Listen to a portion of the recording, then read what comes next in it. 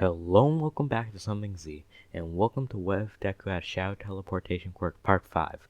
Last time on the What If, Todoroki beat Deku on the 1v1, and now he is knocked out, so let's get back into the What If. After Midnight declared Todoroki the winner, Midori was taken to Recovery Girl to get healed up, and his arm after some examination was broken, and it was thought to be broken when he slammed his arm against the ice. And since he used so much of his energy creating portals, he didn't get enough energy to get fully healed up, and his arm is still broken, but the skin has healed. When he wakes up, it's a couple minutes before the final match between Todoroki and Bakugo, and when he leaves, he has to have his arm in a sling, and he gets lectured by a Recovery Girl, and how he shouldn't launch himself so recklessly. And when he meets up with Ochako and Ida gets a call about his brother, so he has to leave to go to the hospital. And the two leave to go to watch the final match, with Bakugo winning since Todoroki still held back during the fight. And hours later, they are told that they will not have the next 2 days, so they have time to recover. And Aizawa tells Izuku to come to school tomorrow to get his arm fully healed. And during that time, the same things happen as in the canon, so Todoroki goes to visit his mom. So we jump 2 days, and during class, Aizawa announces that they will have internships for about a week. And then he shows the pro hero offers that they got. And then he tells them to come up with hero names, and just about everyone chooses the same name except Izuku, since he wouldn't call Deku as much, so it doesn't have that much of an impact. So I decided to choose this name, the Shadow Hero, Silhouette. And Izuku, when he was looking at the list of heroes, one in particular stuck out to him, and it was the pro hero Edshot, the 5th ranked hero in Japan. The reason for Edshot to offer an internship to Izuku is because he saw Izuku's quirk similar to his own, and that it could be stronger if it was used more effectively. And the reason Izuku chose this one is not just because it was the highest ranked hero that gave him an offer, but it was because he knows how to launch himself and do a lot of damage, but he came to the conclusion that in the long run, it would be better if he learned how to be faster, sneakier, and learn how to get better at actual fighting. So we skip to the first day of the actual internships, and Class 1A is at the train station, and before they leave, Deku and Ochako tell Ida that they will be there for him if he needs it. He then nods and turns to walk to his train to Hosu. Since I don't know exactly where Edshot's agency is, for convenience sake I'll just say he's somewhere around UA. And when he got to Edshot's agency, it was a basic office building, and when he set up his temporary room, Edshot told him to meet up in the dojo.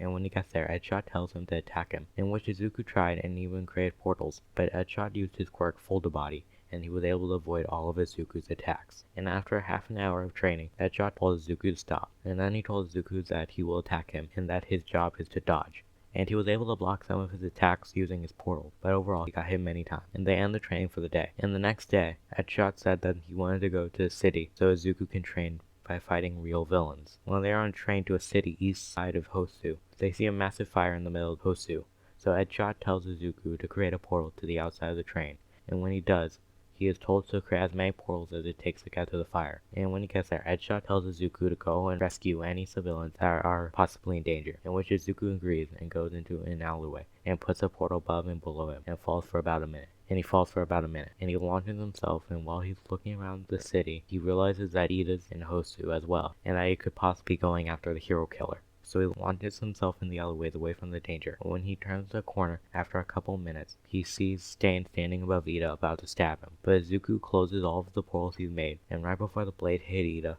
Izuku created a portal under the blade, and next to Stain's arm, making him stab himself. And before Stain can realize what's going on, Izuku punches Stain across the face, pushing Stain away from Ida. And with his phone behind his back, he gives his location to everyone in Class 1A. And Izuku quickly pushes Ida onto Native, and before Stain could get to him, he puts a portal and puts the two around the corner, in a way that they couldn't be seen unless you actually turn the corner. Stain then charges at Izuku, and while running, Stain throws a throwing knife at Izuku, but Izuku makes a small portal and throws the knife out of the wall of a building, and Stain jumped at the air, about to slash Izuku, but Izuku created a portal in front of him, and at the same part of the wall. When Stain's blade was midway through the portal, Izuku closed it, breaking the blade. Then Stain backed away, and when he did, Izuku created a portal next to his leg and kicked Stain on his side. And when Stain got his breath back, he noticed someone behind him, and he barely avoided a wave of flames. Stain then tried to target Todoroki, but every time he tried to land a hit, Izuku created a portal in front of Stain's blades, until Stain threw a knife at Izuku.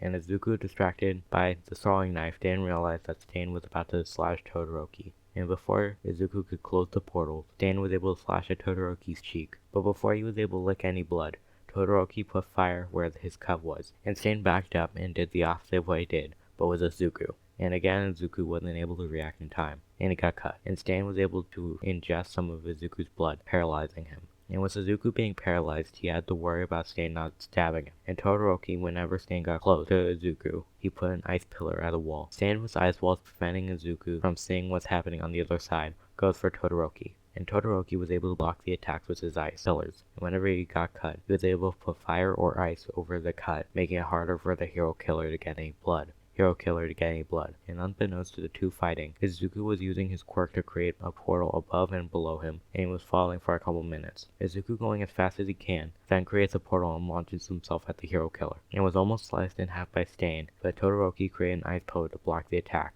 barely missing Izuku. And Izuku headbutted Stain in the stomach, and before Stain could react, Todoroki threw a wave of fire at Stain, burning him. And with Izuku next to Stain, he created a portal big enough for Stain not to get out, and he put Stain in a loop. And when Stain started to attack again, Izuku threw him against a wall, and Todoroki froze him in place with ice.